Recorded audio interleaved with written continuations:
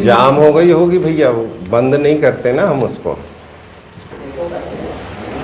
चलो कल क्या देखा था? अब यहां पर एक चार्ट है पेज क्रमांक 3 पर, है ना?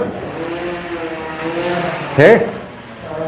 अब इसके अंदर सबसे पहली चीज ये देखो कि यहाँ टाइम पीरियड को डिवाइड करा है। इसमें लिखा है पैलियोलिथिक, तो कब से कब तक? 2 मिलियन यानी 20 लाख साल। तो 20 लाख साल से हमको यहाँ एविडेंसेस मिलना चालू हो जाते हैं। क्यों मुस्कुरा रहा? आदमी नहीं मिला, आदमी की बोन्स नहीं मिली, बोन्स नहीं मिली हैं आदमी की, लेकिन आदमी का ऑक्यूपेशन जो रहा वहाँ पर कि मैं इस स्थान पे था, उसने जो एक्टिविटीज़ करी वो खुदाई में मिलती हैं। तो एक लिस्ट है छोटी सी। अगर हम अफ़गानिस्तान की बात करें तो अफ़गानिस्तान के अंदर हमें इस टाइम का कुछ भी नहीं मिलता। क्यों नहीं मिलता? 2 लाख साल पहले अफ़गानिस्तान का टेरेन कैसा? ज्योग्राफी के ऊपर आओ। रेगिस्तान कहाँ है? नहीं, मतलब साइड में ऐसा वो है ना, proper barren land. Barren land है। तो बैरन लैंड क्यों है? क्लाइमेट। पहाड़ है। पहाड़ क्यों है? कौन सा मूवमेंट? कौन सी tectonic plate movement? Collision of Indian plate, है ना? तो सिर्फ ये मत समझा करो कि तिब्बत ही उठा है। अफगानिस्तान वाला हिस्सा और ईरान का ईस्टर्न हिस्सा वो भी उठा है। इसी तरह से इंडोनेशिया के जो आर्किपेलागो बना हुआ है वो भी इसी का हिस्सा है। इसी का हिस्सा जो है अंडमान एंड निकोबार भी है। सो इंडियन टेक्टोनिक प्लेट जब यूरेशियन प्लेट में जा रही तो बहुत सारी जगहों पे उठा रखा है उसने। तो अफगानिस्तान में उस समय, अब एक और कंसेप्ट, आज से 12,000 साल पहले, आज से 12,000 साल पहले ग्लेशियर्स बहुत ज़्यादा थे। 12,000 साल पहले ग्लेशियर्स पिघल गए और लोग बसना चालू हुए। तो ग्लेशियर पिघलना चालू हो चुके थे। जब ग्लेशियर्स रहेंगे तो पहाड़ों पे बर्फ जमा रहेगी, वहां कौन जाएगा? अगर वो बर्फ अभी तक है तो उस बर्फ के अंदर उसकी बॉडी मिल सकती है, जैसे एल्प्स पहाड़ों पर एक बंदे की मिली थी, है ना? तो अफगानिस्तान में इस टाइम पीरियड नहीं मिलना, हिमालयाज में नहीं मिलना, तो मिलेगा कहाँ? अब रिवराइन वैलीज में अगर आप रह रहे थे और ग्लेशियर पिघलने लग गया तो बाढ़ आएगी, वो बहा ले जाएगी, तो एविडेंस नहीं मिलेगा। तो यहाँ कुछ एलिमेंट्स हैं, जैसे पैलियोलिथिक है तो 20 लाख साल से 10,000 BC। ये जो 10,000 BC है, जियोलॉजिकल टाइमलाइन पे जाके देखो तो होलोसीन पीरियड शुरू होता है, करंट वाला। ये जो होलोसीन पीरियड है, ये पीरियड इंटर ग्लेशियल पीरियड कहला रहा है। ये हम लोग वार्मर क्लाइमेट में जब जब ग्लेशिएशन, 2 ग्लेशिएशन के बीच वाला हिस्सा होता है उसे हम बोलते हैं इंटर ग्लेशियल पीरियड। ये जो इंटर ग्लेशियल पीरियड है, इसी के अंदर आपको सबसे ज्यादा ग्रोथ मिलती है इंसान की। बर्फ में काम नहीं करोगे आप, बर्फ में सर्वाइवल ही नहीं है। बर्फ के अंदर सारे पौधे नहीं उगते, बर्फ के अंदर बहुत लिमिटेड अमाउंट होता है, टाइम पीरियड बहुत कम होता है। तो जब खाना नहीं मिलेगा तो सर्वाइवल की लड़ाई होगी। तो सिर्फ फिटर, जो डार्विन, सर्वाइवल ऑफ फिटेस्ट वाली थ्योरी चालू होती है यहाँ पर। सो अफगानिस्तान वाले हिस्से के अंदर आपको जरूर इंडस वैली सिविलाइजेशन मिल जाए 4-5 हज़ार BC। इसके बाद में पाकिस्तान के अंदर एक वैली चालू होती है, सोहन वैली। इसको प्लॉट करेंगे मैप पे। सोहन वैली ये 8,000 BC की है और ये पोटवार प्लेटू पर है। अब पोटवार प्लेटू कहाँ है? नॉर्थ पाकिस्तान में, पोटवार पाकिस्तान के नॉर्थ ईस्ट में। हाँ, अब ये जो पाकिस्तान का पोटवार प्लेटू है, इसकी एक और खासियत है, ये एलुवियल है कि एओलियन है। शाबाश। एओलियन का मतलब ये प्लेटू कैसे बना है? विंड से, यानी ये डेजर्टिफाइड एरिया है। तो इस इलाके के अंदर चूंकि एविडेंस गायब नहीं हुए तो आपको एविडेंस मिलता है। तो सोहन वैली 8,000 BC का एविडेंस देती है, आज से 10,000 साल पहले। आज से 10,000 साल पहले, BC की बात कर रहे हैं हम। इसी के साथ में पाकिस्तान के अंदर नियोलिथिक टाइम पीरियड जो 8000 से 4000 बीसी बोला है। नियोलिथिक मतलब पत्थर नया वाला पत्थर, ओल्ड पत्थर इज पेलियोलिथिक, सबसे पुराना वाला, बीच वाला पत्थर मीजोलिथिक। नियोलिथिक की खासियत है माइक्रोलिथ टूल्स। तो यहां पर टूल्स अच्छे बनने लग गए थे। ये 8000 बीसी से चालू होता है, 4000 बीसी तक रहता है, और कहा जाता है इसी की वजह से हड़प्पा इवॉल्व हुआ है। तो पाकिस्तान के इस बेल्ट में चाहे सोहन वैली हो चाहे मेहरगढ़ हो, ये दोनों जगह पर आपको एक ऐसा टाइम पीरियड मिलता है जो कंटिन्यूम दे रहा है।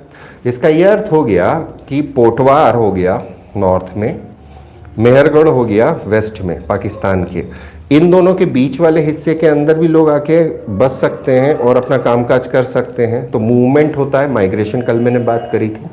इसी के साथ में इंडस वैली सिविलाइजेशन चालू होती है जो चाल्कोलिथिक एज की कहलाई, यानी आपके पास मेटल मिल गया लेकिन पत्थर है।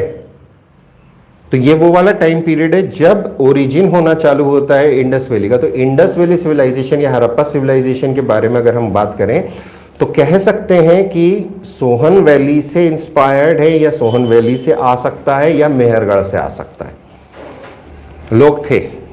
इसके बाद में नॉर्थ से चल रहे हैं तो नॉर्थ में कश्मीर है। कश्मीर में लिडर वैली है जहां हमें पैलियोलिथिक टाइम पीरियड मिलता है लिडर वैली में। लिडर वैली की खासियत है, leader valley geological time period पे भी अलग है। उसका जियोलॉजिकल जो फॉर्मेशन है उसके अंदर हमने स्पेशलिटी देखी है, मेरे नोट्स में देखना आप, लिडर वैली लिखा हुआ है। उसी तरह से गुफराल है बरजूम में, कश्मीर में, यहाँ नियोलिथिक साइट मिलती है। तो कश्मीर के अंदर भी लोग बस रहे हैं। तो ये कब का बोल रहा है 8000 से 4000 बीसी, मतलब यहाँ का ग्लेशियर हट गया और ग्रासलैंड चालू हो गए थे। अगला हमको जो मिलता है, no evidence in Himachal so far, no evidence in Uttarakhand, no evidence in Punjab Haryana अभी तक। हरियाणा का होना चाहिए इंडस वैली का। राजस्थान पे आइए। अब राजस्थान के अंदर ड्रायर एरिया है और राजस्थान के अंदर पुरानी नदियां बहा करती थी। Rajasthan was not always desert. Rajasthan का एक बहुत बड़ा हिस्सा पानी के भीतर था। वेस्टर्न राजस्थान पानी के भीतर था जो धीरे धीरे ऊपर उठ गया। तो जो नदियां इधर से जाती थीं उनके आसपास लोग बसेंगे, बारिशें ज़्यादा होती थीं। तो राजस्थान के अंदर आपको पैलियोलिथिक साइट मिलती है जोयाल, ये थार डेजर्ट में है, और बागोर ये चंबल वैली में है। सो एक किधर हो गया अरावलीज के वेस्ट में, एक किधर हो गया अरावली के साउथ ईस्ट में, चंबल वैली यहाँ पर मिलता है। साथ ही साथ में लूनी नदी जो है, जो आज गायब हो जाती है, अरावलीज के वेस्टर्न स्लोप से निकलती है।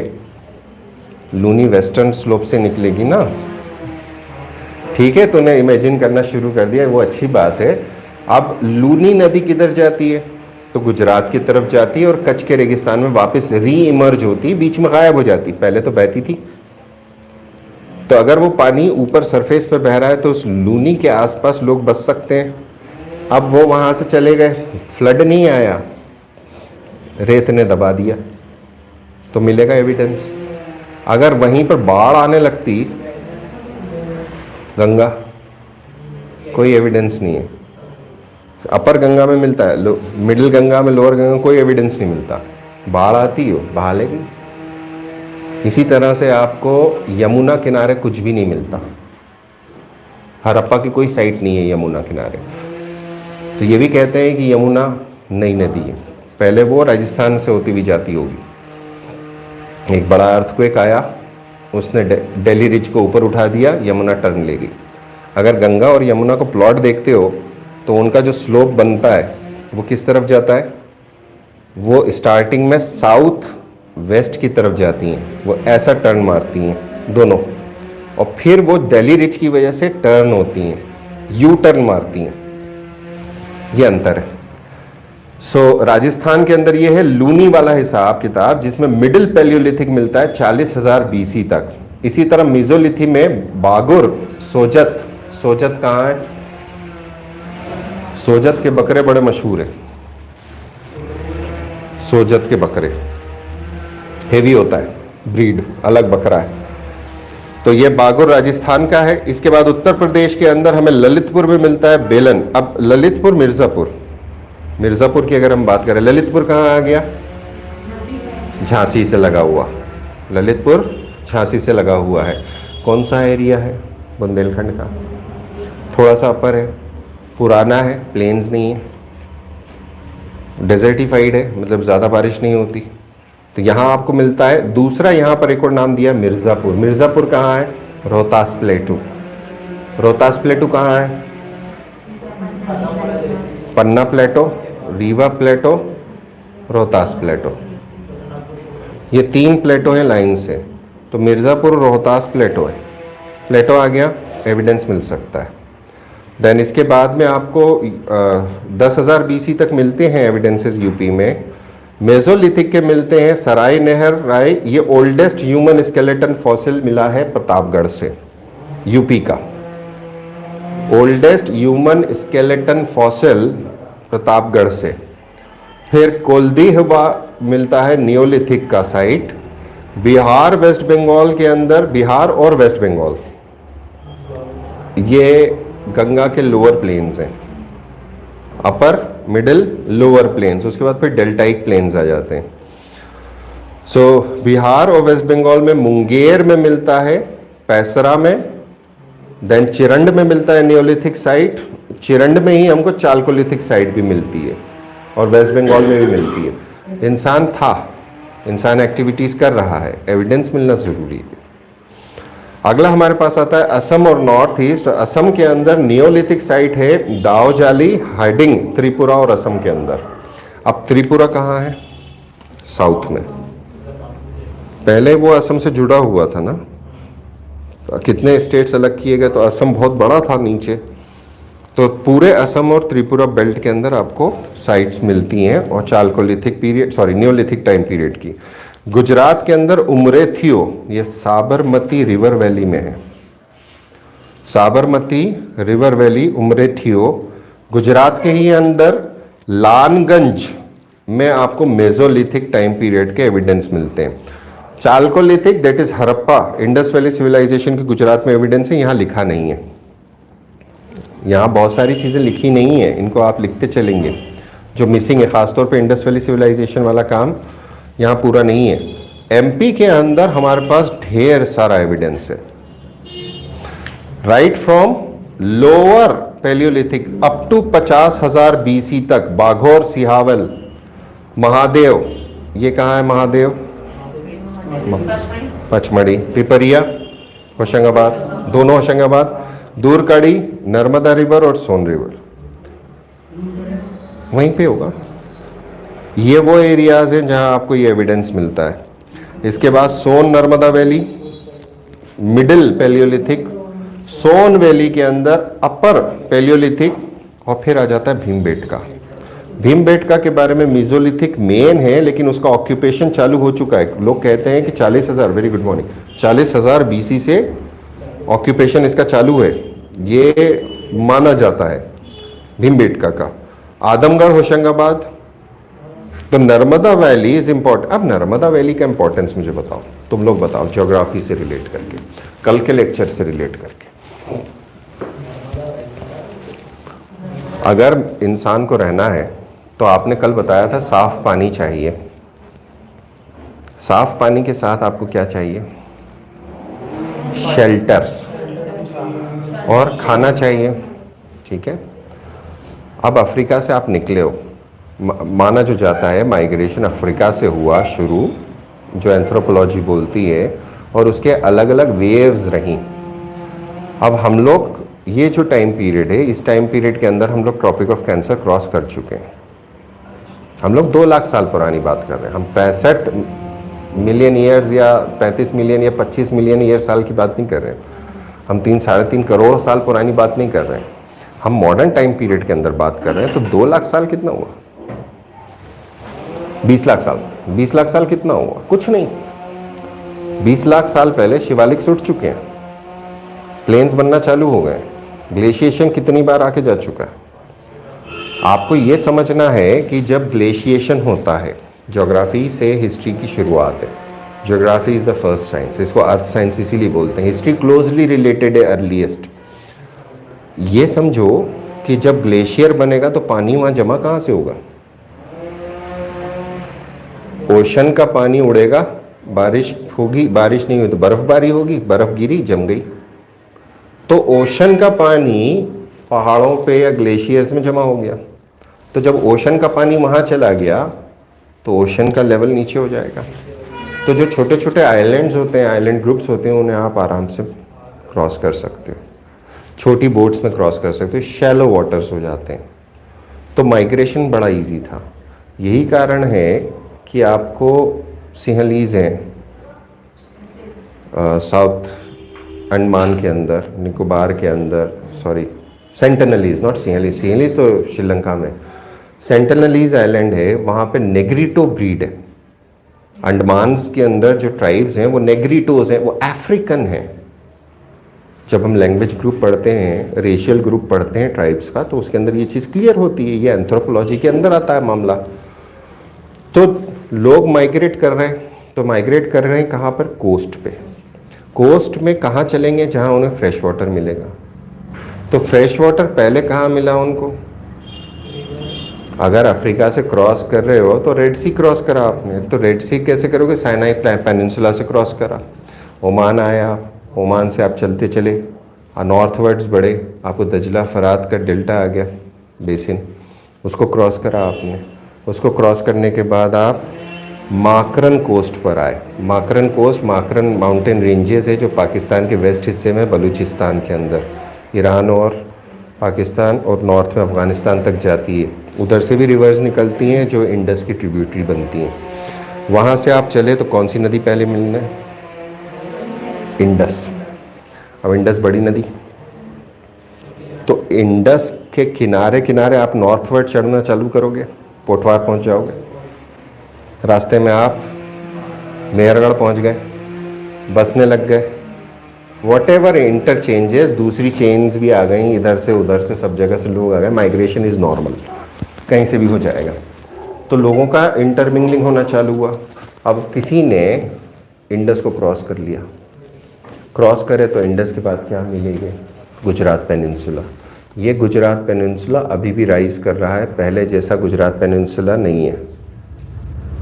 जो कच्छ है वो कच्छ अभी उठा है, कच्छ अभी भी उठ रहा है। सो इंडस की जो पहले पुराने समय में डिस्ट्रीब्यूटरी थी, नॉट ट्रिब्यूटरी, इंडस है, डेल्टा के पास आते आते ऐसे फट जाएगी। ये इंडस चल रही है, एक ब्रांच, दो ब्रांच, तीन ब्रांच, चार ब्रांच, तो कच्छ की तरफ भी एक ब्रांच आती थी जो अब नहीं आती इंडिया के अंदर, जिसकी वजह से वो हमारा प्रॉब्लम शुरू होता है। इंडो पाकिस्तान बॉर्डर का डिस्प्यूट है, सर क्रीक है ना। अब इसके साथ में और भी नदियां होती थी जिन्हें कहते थे हाकरा, घग्गर। ये राजस्थान से निकलती थी, गुजरात की तरफ जाती थी। तो इसमें पानी कहाँ से आता था? सो कोई ऐसा अपहीवल हुआ जिससे जो ओरोजेनी हम बोलते हैं पूरा उल्टा, या एपिरोजेनिक फोर्सेस हैं, पूरा कॉन्टिनेंट ऊपर उठ गया, नदी का रास्ता बदल गया। नदी अपना रास्ता बदलती है, तो पानी की अवेलेबिलिटी कम हो गई। वॉटेवर जो भी हुआ, लोग माइग्रेट करते करते आए तो एक एक नदी मिलना चालू होगी। आप उस नदी को बैक ट्रैक्स करोगे, आपको साइड्स मिलना चालू हो जाएंगे। सो नर्मदा के साउथ में तापी, नर्मदा के नॉर्थ में माही, माही के अंदर आप घुसना चालू करो तो क्या हमें कोई एविडेंस मिल सकता है?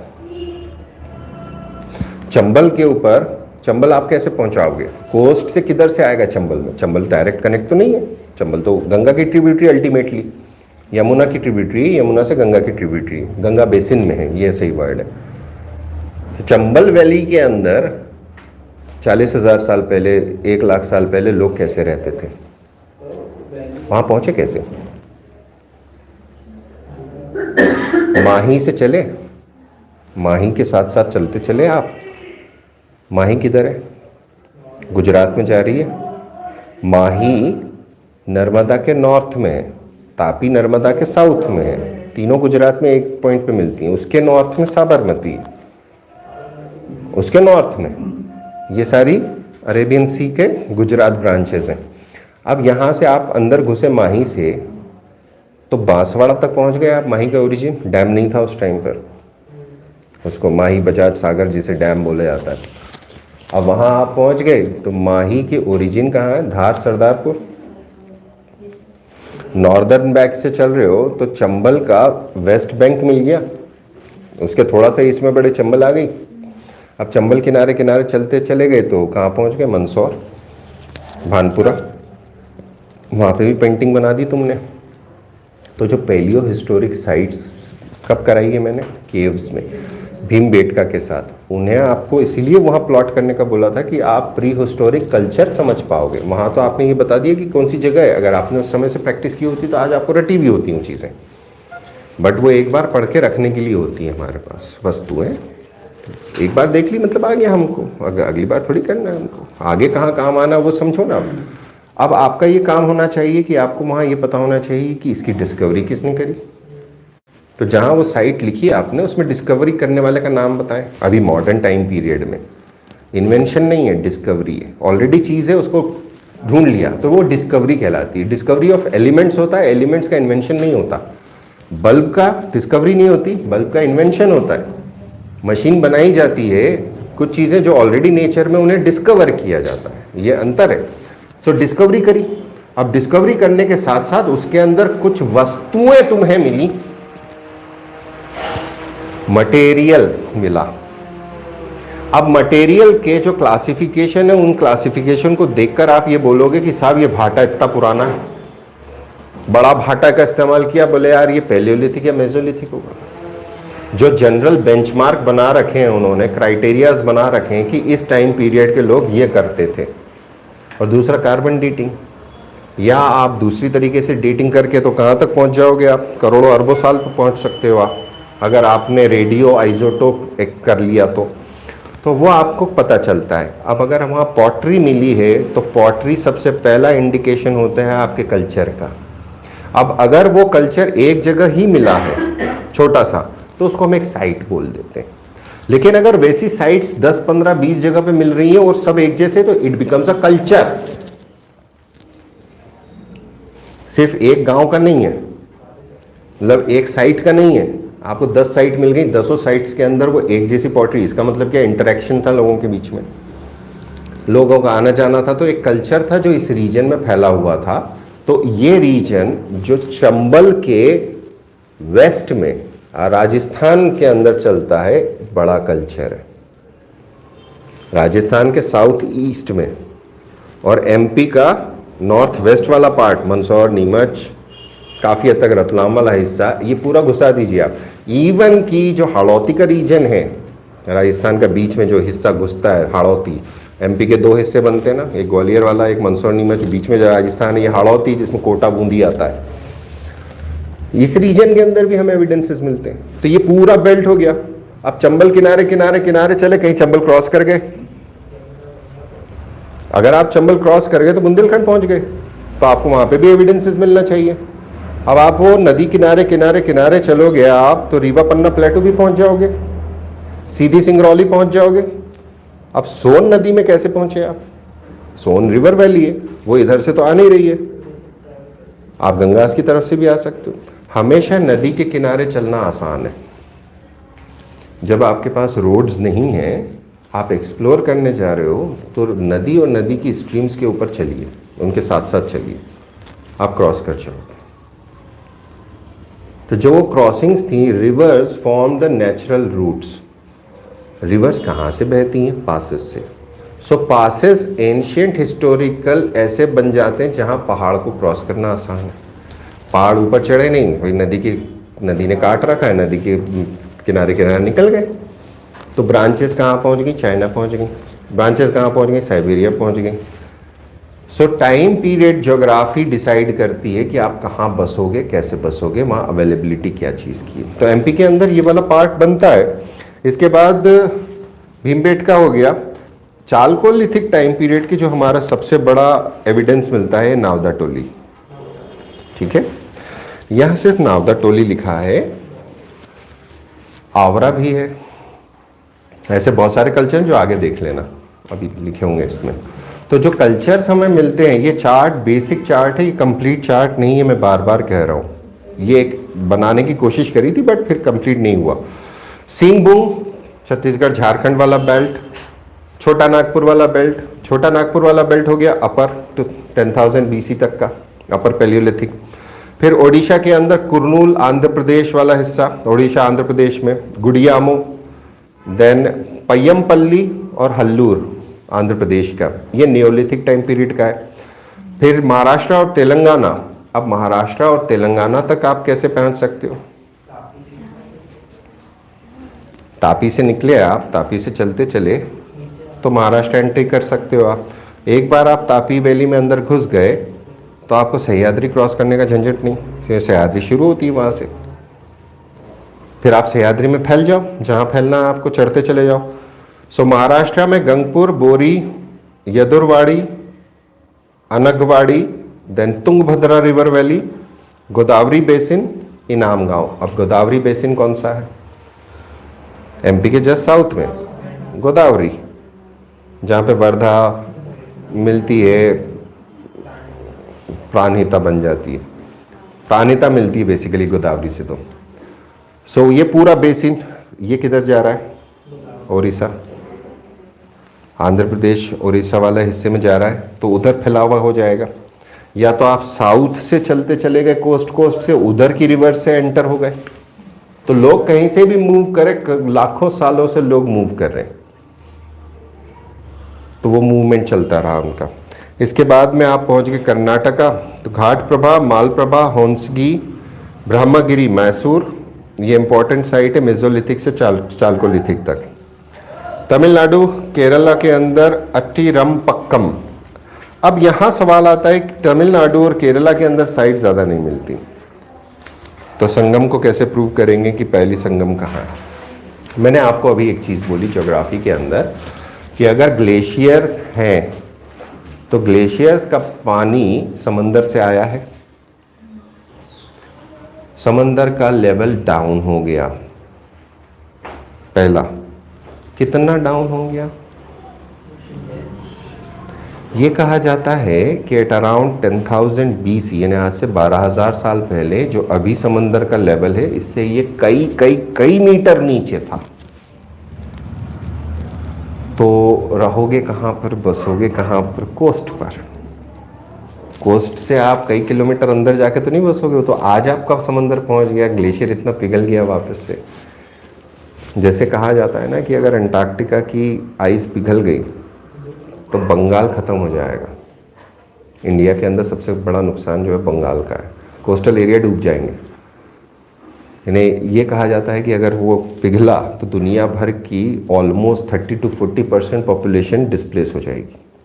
इतनी पॉपुलेशन कोस्टल बेल्ट में रहती है, क्योंकि इतना बर्फ़ जमा है। आइसलैंड में कितना बर्फ़ जमा है? ये दो मेजर एरियाज़ हैं जहाँ बर्फ़ जमा हुआ है। अब बर्फ़ पिघलना चालू हुआ, तो जब बर्फ़ पिघलेगी तो आप क्या करोगे? आपका घर डूब रहा है। इसका एग्जाम्पल इंडोनेशिया के मकान है, मलेशिया के मकान है, जहाँ पानी बढ़ रहा है ऊपर, शहरों में घुस चुका है पानी। कई जगहों में तो उन्होंने बैरियर बना रखे हैं। डेनमार्क इसका महारथी है। हॉलैंड वाला जो एरिया है, हॉलैंड है नहीं कुछ कंट्री नाम, हॉलैंड था, हॉलैंड मिलेगा नहीं कहीं तुमको, लेकिन वो रीजन है हॉलैंड। तो वहाँ अगर आप देखोगे तो उन्होंने समंदर को रोकने के, नॉर्थ सी को रोकने का काम कर रखा है कि पानी अंदर नहीं घुसे। तो पानी का लेवल ऊपर है, ज़मीन नीचे, डैम्स बना रखे हैं। तो इसी तरह का आपको डैमिंग करना पड़ेगा। कई कंट्रीज़ ने कुछ रीजन में कर रखा है अपनी लैंड को बचाने के लिए। इसके अंदर अगर आप छोटी सी कंट्री का नाम देखेंगे, मालदीव्स है ना, ये लक्षद्वीप आइलैंड के साउथ में है, और इसका 1.2 मीटर एवरेज सी लेवल हाइट है इसकी, 1 मीटर 1.5 मीटर से ज़्यादा नहीं है। तो उन्होंने वहाँ पर सी पोर्ट का टेंडर निकाला इंटरनेशनल, जिसको बनाना है बना लो, लेकिन वो बनाना ऐसा है कि ये हाइट आपको पूरी ऊपर उठानी है सिक्योरिटी के लिए। वो उनका सर्वाइवल। उन्होंने इकोलॉजिकल डिजास्टर को दूर करने के लिए कैबिनेट की मीटिंग करी थी स्कूबा डाइव करके समंदर के अंदर, बताने के लिए कि हम डूबने वाले हैं तो हमारी कैबिनेट यहाँ मिलेगी। इसी तरह से एक कैबिनेट की मीटिंग नेपाल की हिमालयाज में हुई है, बताने के लिए कि भाई पिघल रहे, अब करोगे क्या तुम। तो डिजास्टर्स अभी का अगर हम देखते हैं तो चेंज दिख रहा है। यूरोप जहाँ पे लोगों ने बोला था कि नदियाँ नहीं सूखी, नदियाँ सूख गई। अभी इराक नदियाँ सूख गई, जहाँ नदियाँ नहीं सूखती थी, और कई जगहों पर फ्लड है। तो कैसा फ्लड है? इंडिया के अंदर देख लो, फ्लड नॉर्मल है। नॉर्थ ईस्ट के अंदर हम लोग परवाही नहीं करते, हाँ हर साल आता है, लाखों लोग डिस्प्लेस होते हैं, कितना नुकसान होता है, लेकिन आता है। तो ग्लोबल जब चेंज होता है एनवायरनमेंट, तो उसका इम्पैक्ट इंसान और उसकी एक्टिविटीज़ पे आता है, और वो हमको इन एविडेंसेस से दिखता है।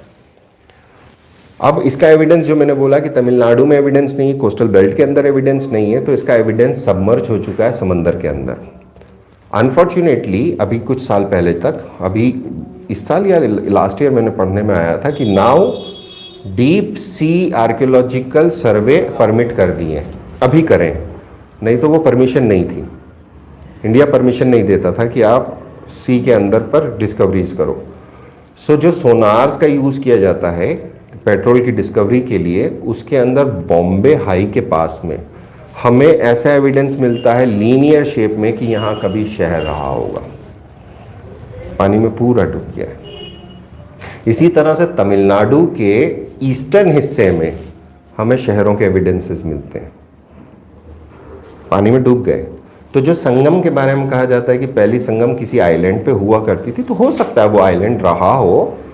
तो जब ग्लेशिएशन एकदम से पिघलना चालू हुआ, ग्लोबल वार्मिंग बढ़ना चालू हुई, तो वो पानी का लेवल बढ़ा, वो आइलैंड ख़त्म हो गया। It's quite possible, no problem with that. इसी तरह से पुराने ग्रीक्स ने लिखा है, वो भी 8-10 हज़ार साल पुरानी बात करते हुए कहा है कि there once was a big city known as Atlantis.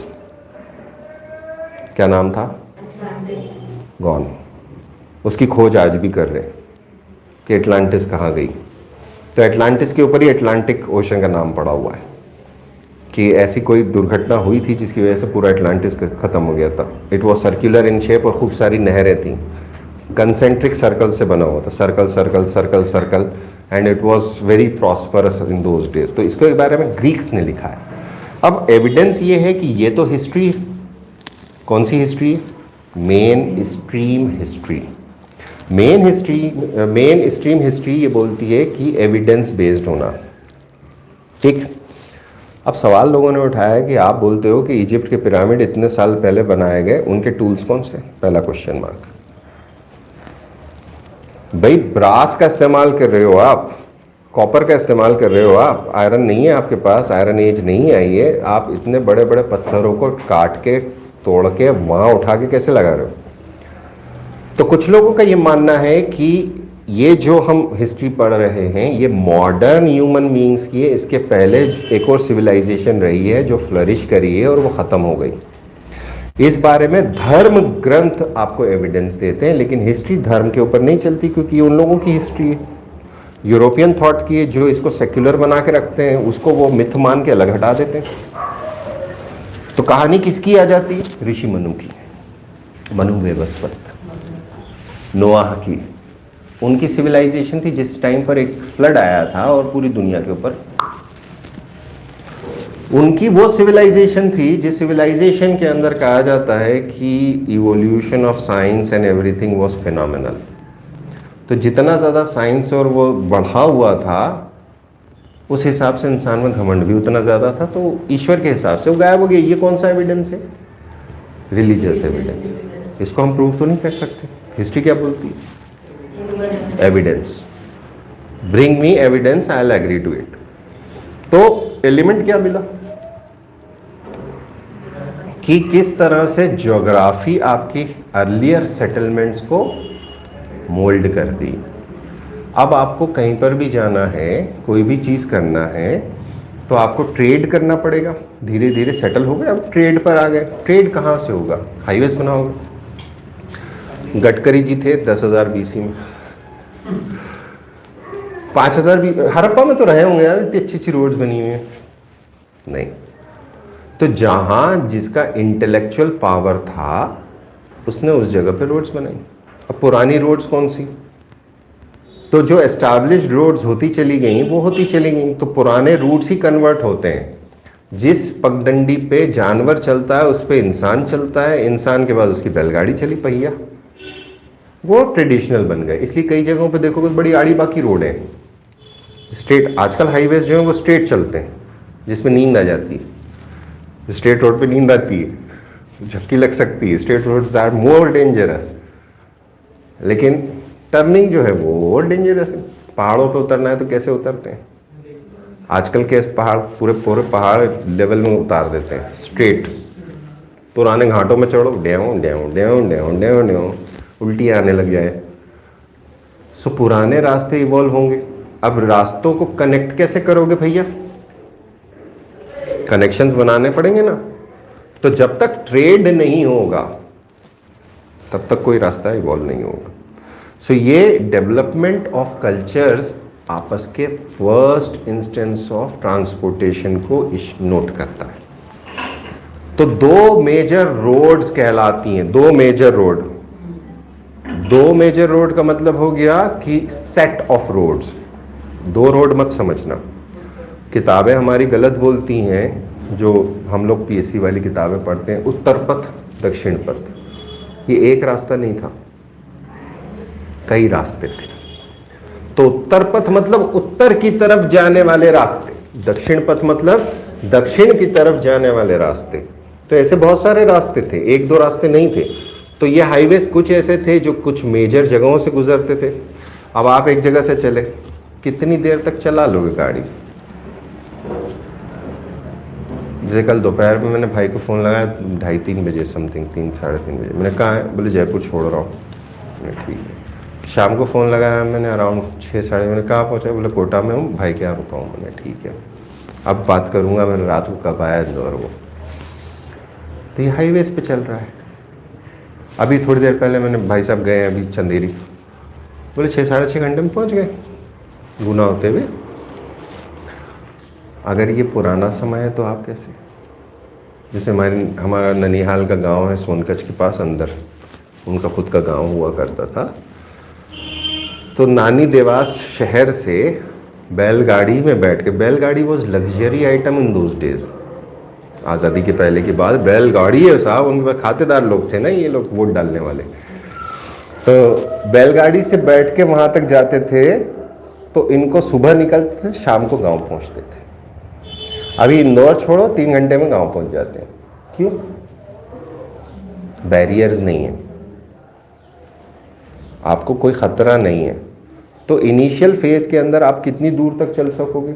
कहीं ना कहीं स्टॉपेज करोगे। आप काय पे चल रहे हो? कौन सी गाड़ी है तुम्हारे पास घर पे? करिश्मा? हाँ, है गाड़ी है? अच्छा, मुझे नहीं मालूम, थैंक यू। तो वो वाली गाड़ी से जा रहा है ये, आज से 5000 BC में थी। 5000 BC में तुम्हारे पास क्या था? 10,000 BC में तुम्हारे पास क्या था? जानवर थे, जानवर थे, गाड़ी भी थी। तो जानवर पे आप चल रहे हो, जानवर भूख लगेगी, जानवर को प्यास लगेगी, कहाँ रोकोगे? Shelter, shelter, food, water. तो ऐसे स्थानों का इवोल्यूशन होने लगा जो 2 पॉइंट्स के बीच के ट्रेड रूट के ऊपर पड़ते थे।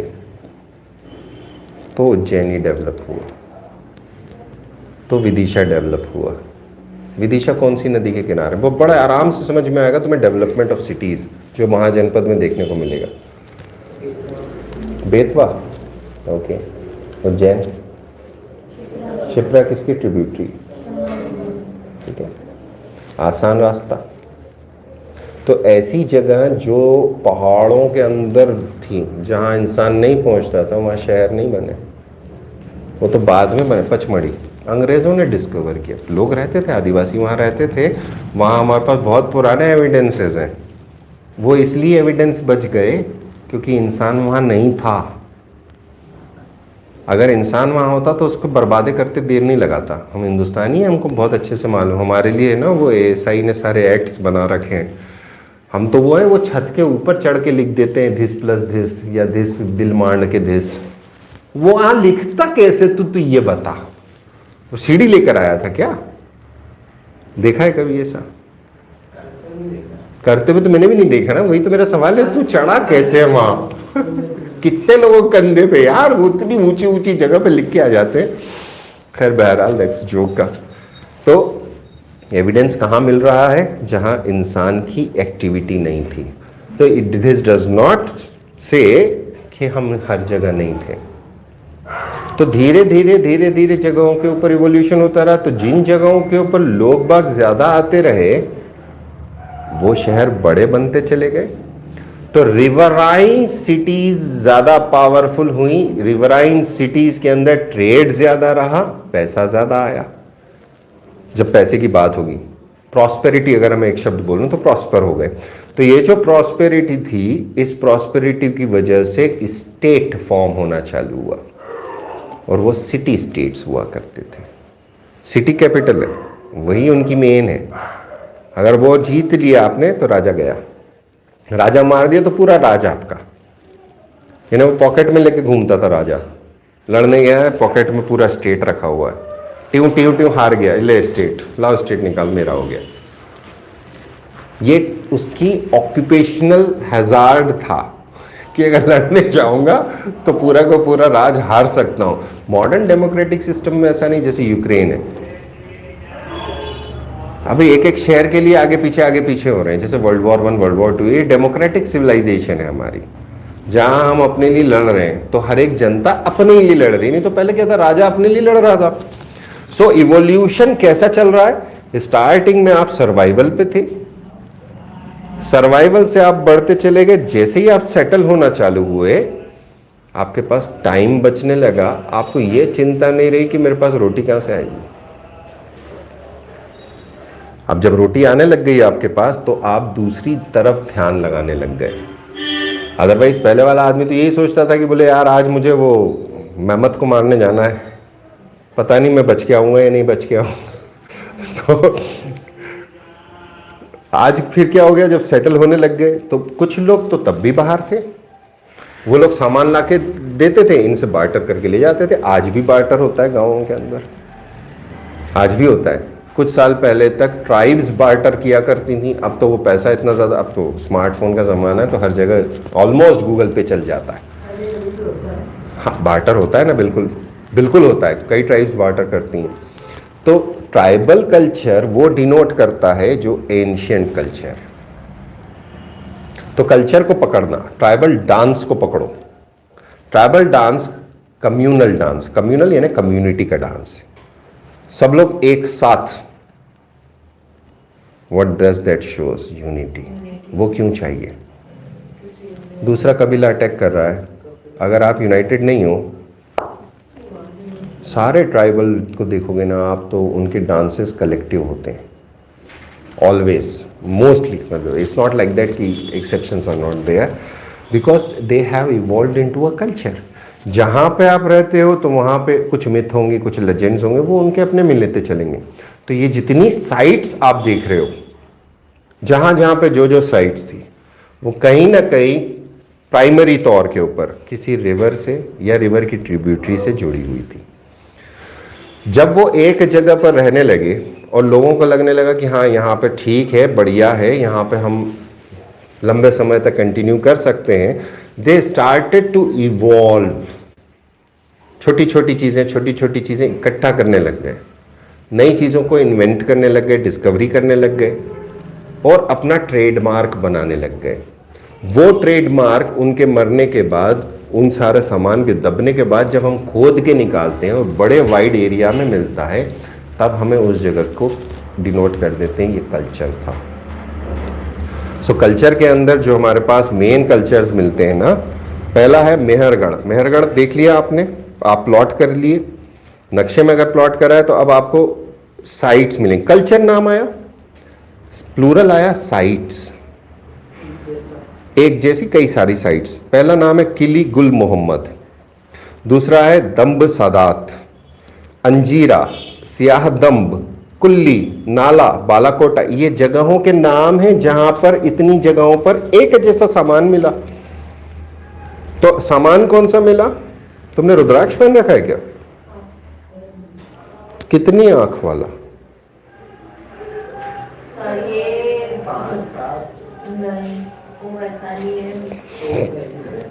वो एक मुंह की दो गलती ऐसे आते हैं ना। मतलब इसको पहन लो तो आज तुमको इस बार मिलनी है। गिफ्ट है सर बर्थडे की, इसीलिए। किसने दी? फैमिली में 30 है।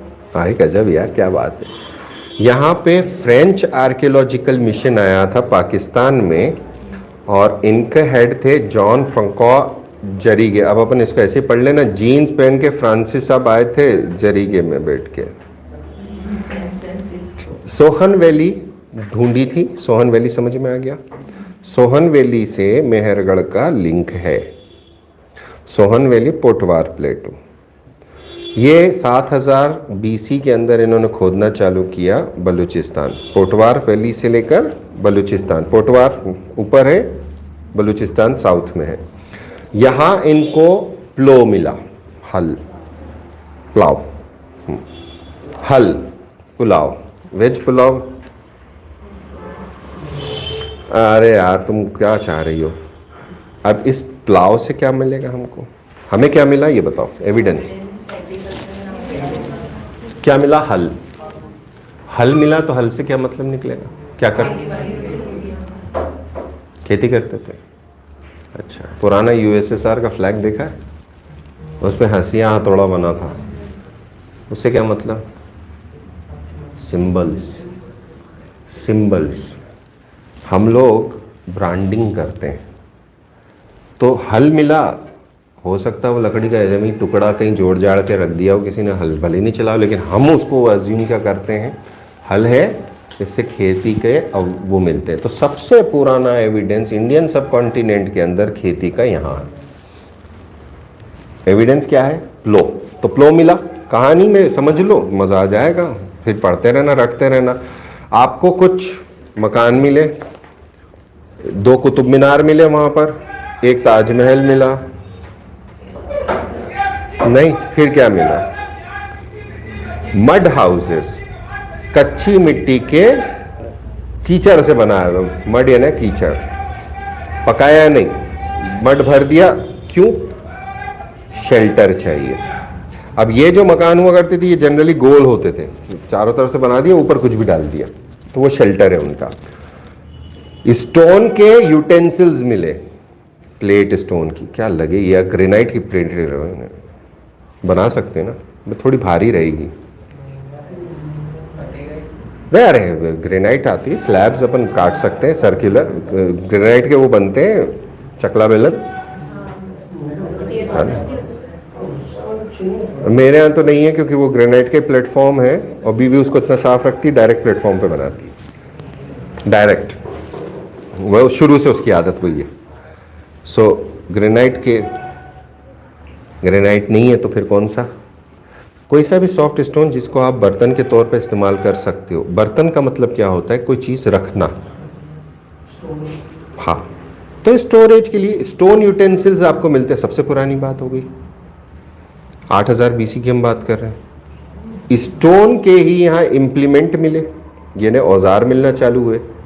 कुछ जगहों पर पकी हुई ईंट मिली, सब जगह नहीं मिली। अब पकी हुई ईंट मिलना मतलब उनको यह समझ में आ गया, नॉलेज बढ़ गया। किसी भी एक फील्ड के अंदर नॉलेज बढ़ना बहुत इंपॉर्टेंट होता है। कल तेरे से वो बेयरिंग का पूछ रहा था ना, वो बेसिकली मेरी चिजल्स देखी है ना तुमने, एक कारपेंटर यूज करता है और एक मैं यूज करता हूँ। सो मेरी चिजल के ऊपर मैं जो शार्प करता हूँ वो ग्रिड के हिसाब से शार्प करता हूँ, रेजमाल के पेपर से। सो वो इतनी शार्प रहती कि टच करो उतनी शार्प, रेजर शार्प जिसे हम बोलते हैं, फ्रेश रेजर शार्प। तो वो इवोल्यूशन है। गांव में भी बनती है, क्रूड काम करते हैं। तो कल्चर का धीरे धीरे धीरे धीरे दायरों में ऊपर बढ़ना, स्टेप बाय स्टेप एक ही चीज को परफेक्शन पर लेके जाना। परफेक्शन कहां? नॉन स्फीयर में। जैसे अभी तुम सब लोग परफेक्ट, यू आर परफेक्ट। तुम्हें जितना ज्ञान है ना, आज जितना तुमने पढ़ा है, तुम परफेक्ट हो। आज के ज्ञान के हिसाब से आप सब परफेक्ट हो। इसलिए मैं क्या बोलता हूं, ओके फॉर। इसके पीछे बैकग्राउंड है कि आज तुम इतने हो, कल और ज्ञान ले लोगे, तुम और आगे बढ़ जाओगे। सो मैं उस पैरामीटर को थोड़ी देखूंगा, मैं तो तुम्हें ग्रोथ कराने आया हूं ना। तो ग्रोथ के हिसाब से तो हर फील्ड में ग्रोथ होगी। तो ईंट पहले तुमने मिट्टी को जोड़ दिया, फिर उन्होंने बोले यार मिट्टी के टुकड़े बना लो, इनको आग में पका लो, मजबूत हो जाता है, बारिश में नहीं घुलता। तो बेक्ड ब्रिक्स ये बहुत बड़ा इनोवेशन है शेल्टर के लिए। रोटी कपड़ा मकान पहला। देन इसके बाद में हमें मिलता है, इसको कहा जाता है कि this may be precursor to Harappa. ईंट बनी ना, हड़प्पा में ईंट मिलेगी। फिर यहां हमको ये पता चला, अभी मैंने आपसे बोला ना रोड्स के बारे में। अब मेहरगढ़ के नॉर्थ में, मेहरगढ़ के ईस्ट में, मेहरगढ़ के साउथ में, वेस्ट में क्या है और क्या नहीं है। तो पुराने ट्रेड रूट्स मिलते हैं अफगानिस्तान नॉर्थ में, ईरान वेस्ट में, सेंट्रल इंडिया साउथ ईस्ट में। यहां इनको मिलता है कि इधर से इधर जाते थे, इधर से इधर जाते थे, ये रिलेशंस पता लगता था। अब यहां हमें सबसे इंपॉर्टेंट चीज जो मिली, आपको सबसे पहले क्या मिला? Stone utensil. साथ ही साथ में आपको मिला क्ले पॉटरी। गेहूं आपने उगाया, लेट अस इमेजिन मेसोपोटामिया के बारे में कहा जाता है गेहूं सबसे पहले उगा मेसोपोटामिया में। गेहूं फैलता चला गया हर जगह। अब गेहूं को डायरेक्ट भी खा सकते हो आप, गेहूं को बहुत सारे तरीके से डायरेक्ट भी खा सकते हो, लेकिन गेहूं को खाया कैसे जाता है? पीस के। पीस के क्या बनाते हैं? दाल। गेहूं की दाल नहीं बनती, क्यों? पता नहीं, अभी समझाए देते हैं। बीज दो तरीके का होता है, मोनोकाट और डायकॉट। मोनोकाट मतलब जिसकी दाल नहीं बनेगी, डायकॉट मतलब जो बीच में से फट जाएगा। तो डायकॉट की दाल बनती, मोनोकाट की दाल नहीं बनती। ज्वार की दाल देखी? हाँ। तुअर की देखी, मूंग की देखी, चने की देखी? हर वो चीज जो फट जाए उसकी होगी। डेटा खत्म। मैसेज आ गया ना, 500 MB बचा है। ये सुबह तकलीफ दे रहा था तो चालू कर दिया। सो आपने क्या करा? आपने जो स्टोन यूटेंसिल्स की यहाँ बात है, तो हो सकता है वो स्टोन यूटेंसिल्स आटा मतलब गेहूं को पीस के आटा बना। घंटा चलेगा अभी तो आराम से हो गया ना, ज्यादा थोड़ी है। अब यहाँ हमें क्या मिला? पॉटरी। तो आपको क्या बोला था मैंने? पॉटरी बहुत इंपॉर्टेंट है। अब इस पॉटरी को, एक सादी पॉटरी होती है, सादा मटका एक रंग का, एक वैसा भी मटका लेकर आओगे जिसके ऊपर डिजाइन बनी हुई। डिजाइन बनाने के लिए एक्स्ट्रा एफर्ट लगेगा। मटके के अंदर तो कोई सुधार नहीं होगा ना कि डिजाइन बना दिया तो मटका ज्यादा ठंडा करेगा, नहीं, वैसा तो नहीं है। डिजाइन बना के आप ये बता रहे हो कि मेरे पास फुर्सत ज्यादा है, मेरे पास आर्ट इवॉल्व हो रहा है, मेरे को रोटी मिल रही है, मैं आर्ट कर रहा हूं। तो आपको यहां पे मिलती है clay pottery with paintings on them. तो कल्चर बना। कल्चर कई सारे एरियाज में था तो बना। तो मेहरगढ़ कल्चर बोला, मेहरगढ़ अकेला नहीं है। अगला गोमल वैली, ये नॉर्थ वेस्ट के अंदर है। गोमल वैली ये गुमला और रहमान डेहरी के अंदर है, और इसमें हम एक शब्द का इस्तेमाल करते हैं, मल्टी स्टेज डेवलपमेंट। यानी डेवलपमेंट किस चीज का? कल्चर का। कल्चर के एलिमेंट्स कौन से दिख रहे हैं हमको? Material elements. कंसेप्ट क्लियर हो गए? लास्ट टाइम तुम लोगों ने अगर मेरी सोशियोलॉजी वाली क्लास ली थी, तुमने नहीं ली थी, तो तुम लोगों को और क्लैरिटी आ जाएगी कि मटेरियलिस्टिक और नॉन मटेरियल किस तरह से कल्चर को डिनोट करा है। अब जब पंजाब आ गए तो जलालपुर, सरायखोला, रुपर, संघोल, चंडीगढ़ और हड़प्पा, यहां हमको क्ले पॉटरी मिलती है, स्टोन इम्प्लीमेंट्स मिलती है, और सबसे इंपॉर्टेंट चीज जो यहां मिलती है, पॉलिश करी हुई कुल्हाड़ी, पॉलिश्ड एक्सेस। पॉलिश क्यों? पॉलिश क्यों? जितनी सरफेस शार्प होगी उतना तेज काटेगी। तो उनको ये भी पता चल गया कि धार लगाना कैसे आते, दैट इज डेवलपमेंट। बोले कुल्हाड़ी तो है, कुल्हाड़ी के ऊपर पॉलिश। पॉलिश का मतलब है एकदम शाइन आना चाहिए। मिरर कि आप देखो तो तब फिर है कि हाँ, कुछ लोग अलग-अलग उसमें बटे हो, हाँ ना, क्राफ्ट के लिए कोई बटा जैसे होता है ना, एक बार वो हो सकता है, वो डिवीजन हो सकता है। It is quite possible division हो सकते हैं, क्योंकि डिवीजन हमको हड़प्पा में देखने को मिलता है ना, 1 रूम, बड़े रूम्स देखने को मिलता है। अब सिंध पहुंचिए, सिंध है साउथ में, पंजाब है नॉर्थ में, सिंध साउथ, कराची सिंध में है, गुजरात और राजस्थान का वेस्टर्न पार्ट सिंध से लगा हुआ है। तो अमरी, कोट दीजी, चान्हू दारो, जुडेर जा दारो, बहावलपुर, यहां पर कोई मकान पक नहीं मिला है, लेकिन अनबेक्ड ब्रिक हाउसेस मिले हैं कुछ जगह पे। पूरा पक्का पूरा मकान का नहीं मिला, लेकिन अनबेक्ड जो कच्ची मिट्टी होती। इसका मतलब क्या हुआ कि यहाँ का इवोल्यूशन, यहाँ का डेवलपमेंट उसके डेवलपमेंट से पहले रुक गया, या इनका कांटेक्ट खत्म हो गया। मैंने आपको क्या बताया, मटेरियल कल्चर, फोन की हमने बात करी थी, जीन्स की हमने बात करी थी। मटेरियल कल्चर एक जगह से दूसरी जगह तक जाता है। तो मटेरियल कल्चर के अंदर आपने एक जगह पर अगर ईंट पकाई और वहां लोगों का आना जाना है, तो वो नॉलेज दूसरी जगह पे चले जाएगा ना, इट्स नॉलेज। तो अगर वो नहीं पहुंचा तो वहां डेवलपमेंट का या तो रूट नहीं था, या उसके पहले वो जगह खाली हो गई थी। तो डेवलपमेंट स्टेजेस में हो रहा है। डेवलपमेंट एक जगह पे नहीं होता, डेवलपमेंट मल्टी प्रोंग्ड होता है। डेवलपमेंट और ग्रोथ में यही अंतर है जो मैं बार बार समझाने की कोशिश करता हूं। इकोनॉमिक के अंदर इकोनॉमिक ग्रोथ बड़ा आसान है, ज्यादा पैसा आ गया, that is economic growth. Development थोड़ी होता है। तभी लोगों के बारे में कहा जाता है नव धनाढ़ लोग अक्सर अनकल्चर्ड होते हैं, वो दिखावा ज्यादा करते हैं। ज्यादा नया नया पैसा जिनके पास आता है, एकदम उछलने लगता है, एकदम से आ गया, तो वो दिखावा ज्यादा करते हैं, उनमें गहराई नहीं आती। पुराने लोग जो रईस होते हैं, या पुराने लोग जो होते हैं, खानदानी रईस, खानदान कैसे, जिनका बड़ा पानदान, खानदान इज इक्वल टू बड़ा पानदान। पानदान हर जगह नहीं मिलेगा। पान क्या है? पान एक कल्चर है। पान एक सम्मान होता था एक समय में, पान खिलाना, इत्र लगाना, ये सम्मान की श्रेणी में आते थे। हम पैर पड़ते हैं, ये कैसे इवॉल्व हुआ? सम्मान देते हैं हम। हर जगह पैर पड़े जाते हैं क्या? नहीं। हर कोई पैर पड़ता है क्या? नहीं। पुराने समय में अगर पुराने गांव में चले जाओ आप, तो वो आपका रिश्तेदार नहीं भी अगर बुजुर्ग है तो पैर पड़े जाते हैं। तुम बता सकते हो इस चीज को? गांव वाले जानते हैं इस चीज को? हाँ, कल्चर, ये कल्चर है।